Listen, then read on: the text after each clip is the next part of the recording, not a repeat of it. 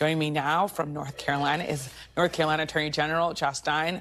As we said, he is the Democratic nominee to be the next governor of North Carolina. Thank you so much for being here. Thank you, Yamiche. Now, this ad on abortion is one of the first your campaign released. You released two. Why is this issue of abortion the one that you wanted to start with? And do you really think it's one of the biggest issues that voters are thinking about in North Carolina as November comes around? There are going to be a number of important issues that we discuss in the context of the campaign. Personal freedoms like women's reproductive freedoms, strong public schools, safe neighborhoods, a thriving economy that works for everyone.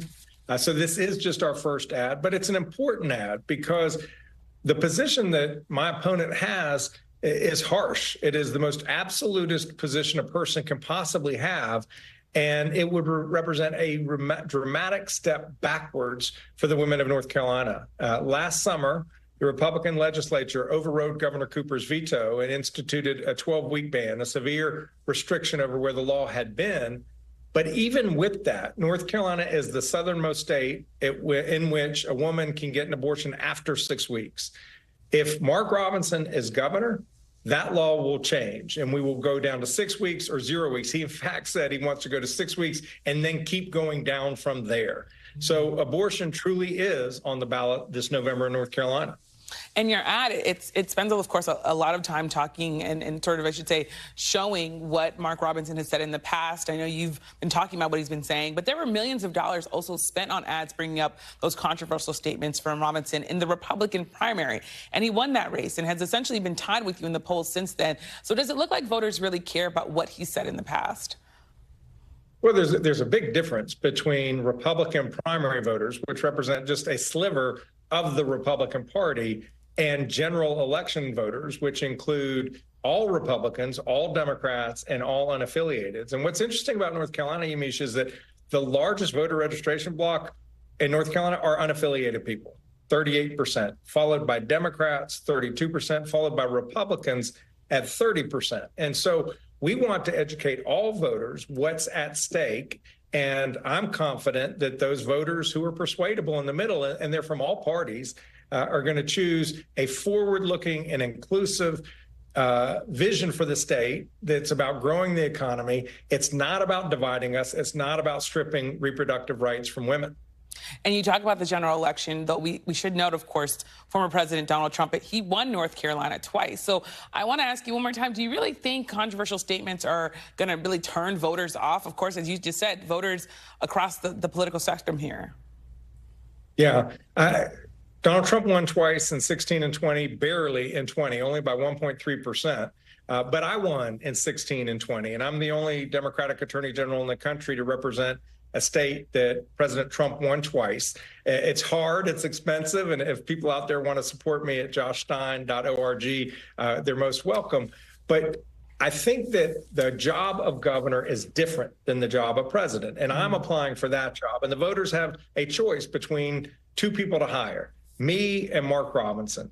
I have been fighting for people. This man just fights the job-killing culture wars. And I have confidence that if we do our jobs well, which is to properly introduce myself and him to the voters, the voters will choose a more forward-looking and inclusive vision for our state.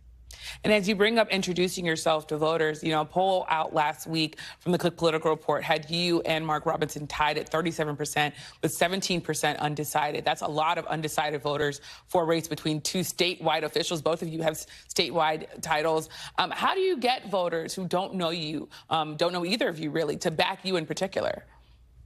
Well, I was in Morehead City on the coast yesterday. I was in Concord outside of Charlotte today. I'm headed to Clay and Cherokee counties in the furthest point west tomorrow. So I'm all over this state. So it's getting in front of people, talking to people, listening to them, hearing what their issues and concerns are. But it's also paying for advertisements. That's why we went up on TV this week, was because we want to start the process of educating voters about what the choices are, what the stakes are, and what my vision is compared to my opponents. And what's your pitch, particularly to Trump supporters who might be looking to back you? It's all about which governor will give you and your family a better shot at a successful future. I am about safe neighborhoods. I've been Attorney General prosecuting violent crime, eliminating the largest backlog of untested rape kits in the entire country. We helped to lead the national bipartisan coalition of state AGs to hold the big drug companies accountable that created the opioid crisis. And now we're going after traffickers and dealers. So I've got a story, a record of delivering for people.